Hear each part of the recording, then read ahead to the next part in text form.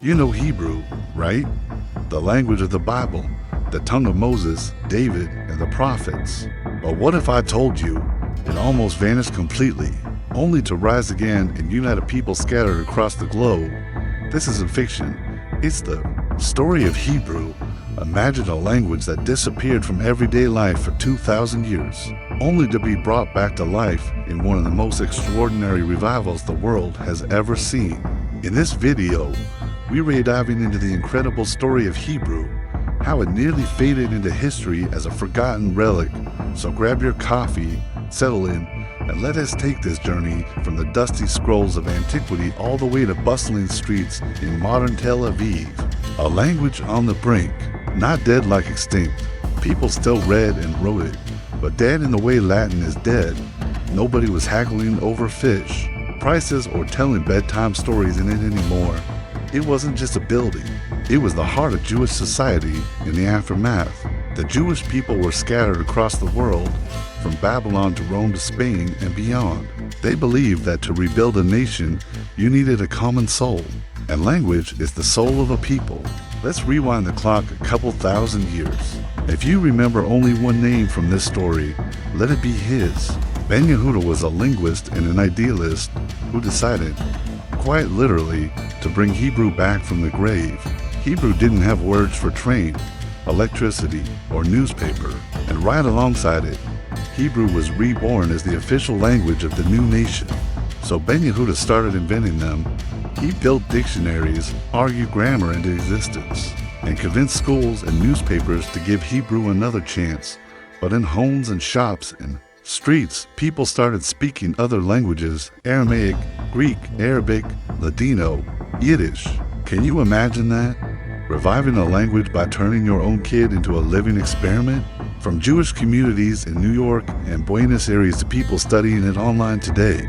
We'll also look at how Hebrew keeps evolving, proving that even an ancient tongue can stay fresh and relevant. Hebrew was like a precious gem, locked away in the vault of religious ritual. Once upon a time, Hebrew was a vibrant, living language. People bought goods in the market, argued politics, taught their kids, all in Hebrew, and dusty study halls was now the language of parliament debates, kids' cartoons, pop songs, and tech startups. It wasn't just the language of prophets and psalms, it was the language of everyday life across the ancient Jewish world. It exploded into every corner of life. The world had changed a lot since biblical times, so the language raced to keep up, inventing thousands of new words to cover everything from airplane to selfie. But then came catastrophe.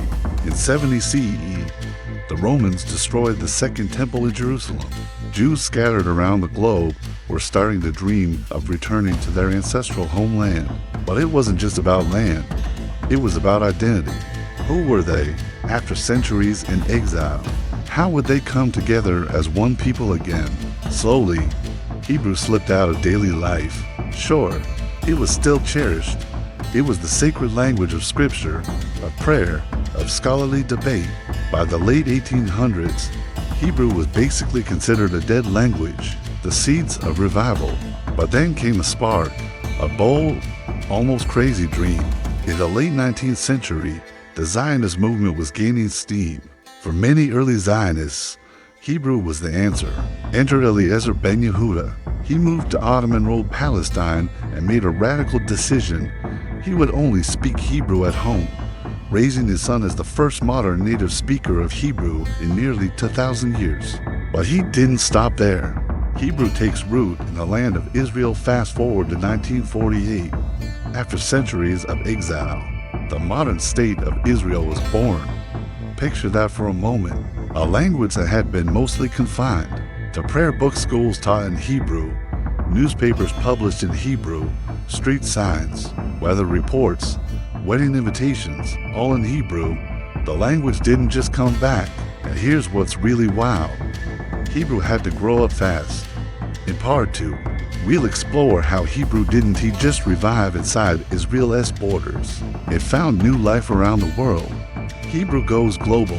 Now here is something a lot of people miss. The revival of Hebrew didn't just transform Israel, it actually changed Jewish life all over the world. Picture Jewish communities in Paris, London, New York, Buenos Aires. For centuries, they'd spoken dozens of different languages. Yiddish in Eastern Europe, Ladino in Spain and the Ottoman Empire, Judeo-Arabic across North Africa. Young people in Brooklyn started learning modern Hebrew in summer camps. Synagogues in Sao Paulo began adding conversational Hebrew classes alongside their Torah study. Even universities around the world, from Harvard to Tokyo, now offer Hebrew language and literature programs. Each was beautiful and rich in its own way, but they were also reminders of dispersion, of being scattered and divided. For some, it's a spiritual connection to the words of Scripture. For others, it's a cultural bond, singing Israeli pop songs or watching Hebrew language films among the same olive trees, and yet also keep inventing new ways to talk about life in 2025. And for plenty of people, it's simply about pride, but it's also the language of Israeli TV shows, stand-up comedy, and tech conferences. It's a way of reversing history's biggest tragedies. Someone says, Hebrew is the only language where parents learn it from their children. That's because so many new immigrants arrived, not speaking it, and their kids, immersed in school and street life, picked it up fluently and then taught it right back to their moms and dads. It's telling Rome, Spain, Nazi Germany, every tyrant who tried to erase them, we're still here. It stitches together the wildly diverse strands of Jewish life, from ultra-Orthodox scholars debating the Talmud in Jerusalem, to young soldiers in the Israeli army, to hip-hop artists rapping on Tel Aviv streets, a whole worldview. There are plenty of examples of dead languages scholars can read, but no one speaks. Latin, ancient Greek, Sanskrit, Coptic. The truth turned out to be even richer. The revived language also helped revive the people. It gave them a way to dream together again, using the same words their ancestors whispered on their starlit deserts. But Hebrew didn't stay locked in a museum. It jumped back into the real world, heart first. We still speak the language you tried to silence. Israeli developers write software manuals in Hebrew. Doctors discuss cutting-edge treatments in Hebrew. Teenagers text in Hebrew emojis and slang there. Grandparents barely understand. Imagine knowing your ancestors' ancient language, one that survived against every odd. It's like keeping a family heirloom alive, polished, and breathing. When Hebrew came roaring back in Israel, it also became a new rallying point for global Jewish identity.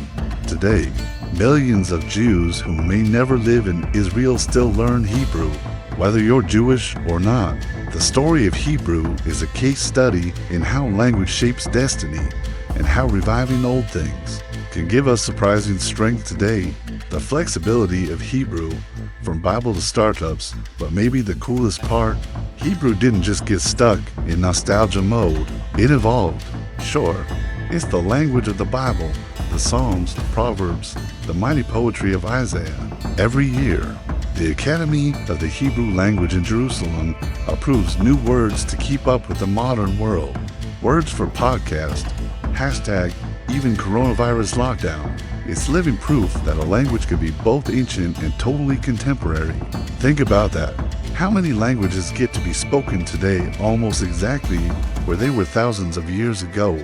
Under the same sun, the emotional power of a revived tongue, but beyond the linguistics. There's something deeply emotional here. For Jewish people, speaking Hebrew isn't just practical. There's an old joke in Israel that sums this up. It's a reminder that a language can carry generations forward, not just words, but jokes, prayers, lullabies, a language that holds a people together. And maybe that's the biggest takeaway. Hebrew is more than grammar. It's a glue. It's hard to overstate just how miraculous this is. Eliezer Ben-Yehuda once said, the Hebrew language can live only if we revive the nation and return it to its fatherland. In part 3, we'll wrap up by exploring what this all means for anyone who cares about identity, resilience, or the power of words. Why this story matters for all of you, as so maybe you're thinking, cool story, but what does this have to do with me? I'm not planning to learn Hebrew or move to Israel anytime soon. Fair question, but here's the thing. This story is bigger than Hebrew. bigger than the Jewish people. It's about the power of words, memory, and resilience, things every human culture relies on. It's a way to think, to feel, to pass down who you are. Every proverb, every joke, every tiny turn of phrase carries hidden bits of history and worldview. When a language dies, a whole unique way of seeing reality disappears. Think about it. A language isn't just a way to talk. It's a declaration against all odds. We're still here. It shows that even if history breaks you apart, even if empires scatter your people and silence your songs, you can find a way back. You can piece together what was lost and maybe even build something stronger. You can carry forward the essence of something ancient while still adapting it to today's challenges. In a world obsessed with either ditching the past completely or clinging to it rigidly, Hebrew shows a third way.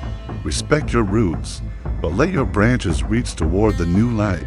And that gives hope not just for nations, but for individuals too. If a language can come back to life after 2,000 years, maybe your dreams, your identity, your voice can be revived too. It is a comeback story for the ages, a people who refuse to let their voice fade, a reminder that even after exile, persecution, and near obliteration, identity can survive, not by accident, but by grit, vision, and the stubborn hope that tomorrow might still sing in the same words as yesterday. Have you ever tried to revive something old, a custom, a recipe, a song, and bring it back to life? Drop it in the comments. I read everyone. You'll pause for a beat. That's why Hebrew's revival is so jaw-dropping. The lesson of resilience. There is an old Hebrew phrase, Am Yisrael Chai. The people of Israel live. At rallies, during hard times, you'll hear it shouted or sung. It's more than patriotism, but you don't have to be Jewish to feel the power of that idea. Maybe your family carries stories of surviving wars, or your ancestors had to flee homelands and start from scratch, an ancient wisdom that still lights the way today. Hit that subscribe button and tap the bell so you won't miss what's next. And remember, sometimes the words that seem long buried can still find their way back, right onto your tongue, into your songs, and maybe even into your heart. Maybe your community has lost pieces of itself, traditions, songs, languages, to time or tragedy.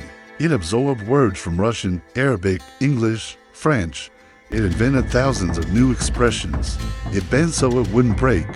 The story of Hebrew is a reminder that restoration is possible, that even after centuries in the dark, the roots of culture can push up new shoots, the power of speaking old words in a new world. And here's a cool twist. Hebrew today isn't exactly the Hebrew of King David or Isaiah. It's changed. That's not a flaw. It's a feature. It's living proof that you can honor the past without being frozen by it. That's a lesson so many of us need. Why this story still inspires, so maybe next time you see Hebrew letters on a scroll or a street sign, or hear someone reciting ancient prayers, you'll remember this isn't just another old tongue. Closing an invitation if you found this as mind-blowing as I do. I'd love to hear your thoughts. What traditions, languages, or stories does your family carry? And if you want more deep dives into Jewish history, hidden books of the Bible, thanks for watching.